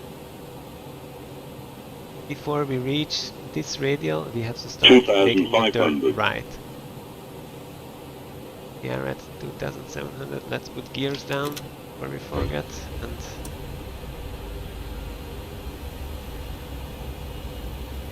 okay, we are abeam the mountain. 2000. We are at a good distance. Final flight path is 3.7. Manual turn around 20 degrees, a good turn. Keep the flight path angle, don't go too much low down, and now it's visual reference to these mountains. Just make sure that we are nicely clearing them.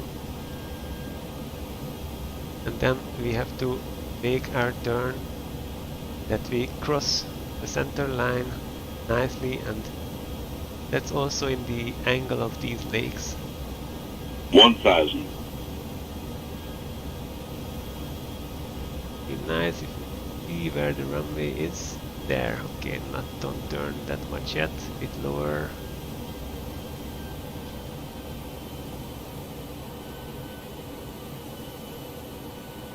Turned a bit too much, but now we have visual with the runway. They're going, our descent rate is quite good.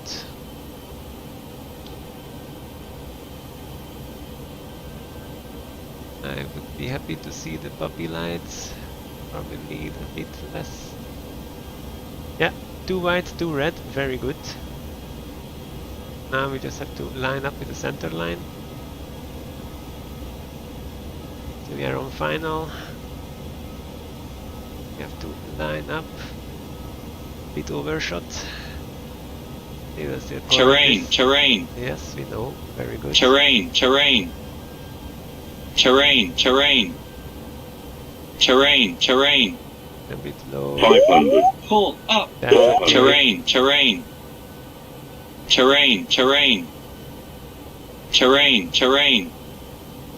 Terrain, terrain. Terrain, terrain. 300. Terrain, terrain. Terrain, terrain. Terrain, terrain. 200. Terrain, terrain. Terrain, terrain. Terrain, 100. terrain. Terrain, terrain.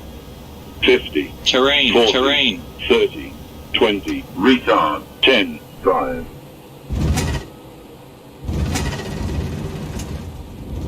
Reverse. The big bump was Headshake's fault. This was not a hard landing at all. We'll see the replay. But for some reason my Headshake settings are very hard if I'm not flying a GA plane. Alright, 80 slowing down. 60 reverse idle. I have control over the brakes. Let's just roll further. And we will locate the runway at Alpha. Oops. Damn it. Lights were forgotten.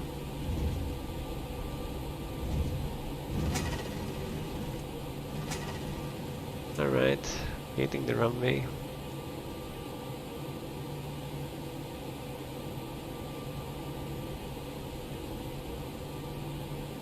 But this is indeed a difficult approach, but it was all good, except for overshooting the runway in the final turn. Should not have stopped when I thought I'm turning too early. I was turning on time. Alright, we have vacated the runway. So we will say that.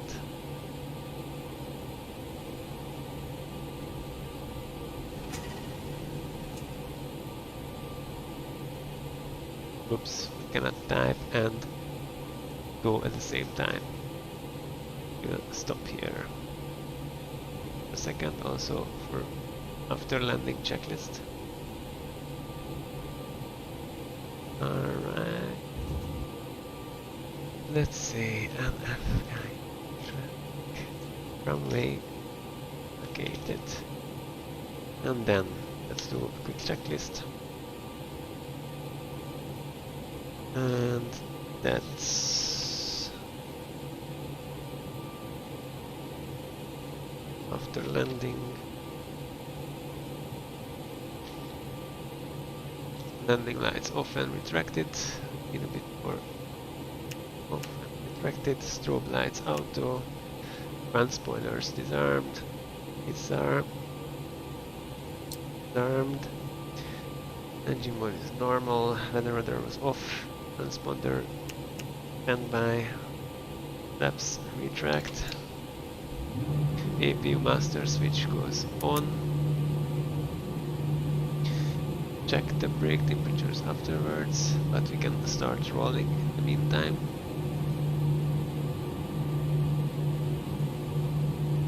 Chrono stopped.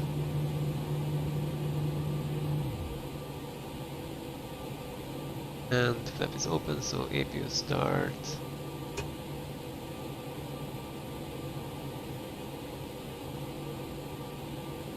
Start the chrono again to know when we can start the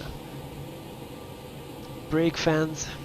There is a bit of time you want to wait, but also you want to start before arriving to the apron, so all the dust that's blown out is not into the face of the ground personnel. And of course, just after we landed, the tower came online. Very typical. Pity it was not earlier.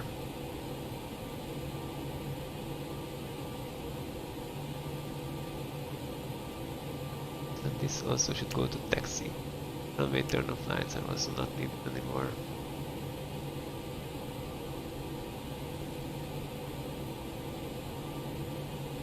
And since we are almost parking, we'll put the brake fans on. And we'll park next to Bass.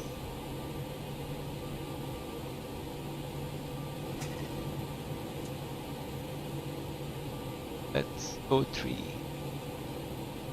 At spot 3 we will park.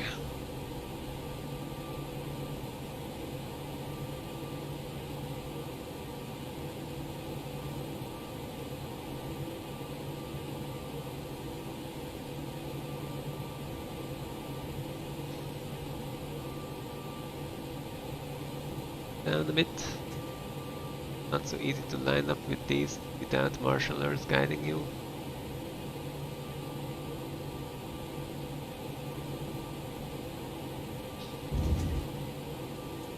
I think we are a bit askew, but this is going to do. Without marshallers, it's a good job. Alright, parking brake is set. APU bleed can go on. And then just a quick check on the APU that it was available. Indeed, then engine 1 can go off. Okay, engine 2 off. Nose wheel lights are already off. Beacon lights when the engines have completely stopped. Off. And then seatbelt sign off, and welcome to Corsica. Elapsed time counter can be stopped. The 1.5 hour block to block. Fuel pumps can go off. Transponder fully off. And that's it. Now we just dim the display lights. People are deboarding.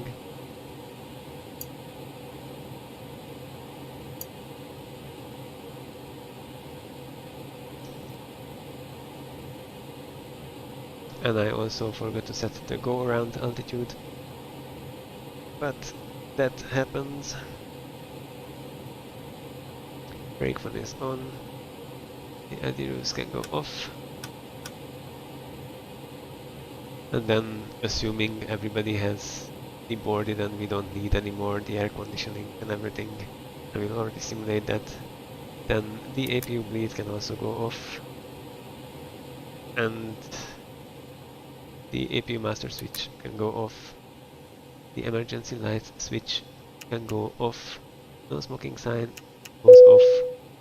And then the battery 1 and battery 2 goes off. And then there is a bit of time now until when there is actually still power in the system, and that's because the APU only shuts down after a bit of time. And that's it. We are parked. We have arrived. Thank you for flying with me, and let's hope we'll do this again one more time in the future.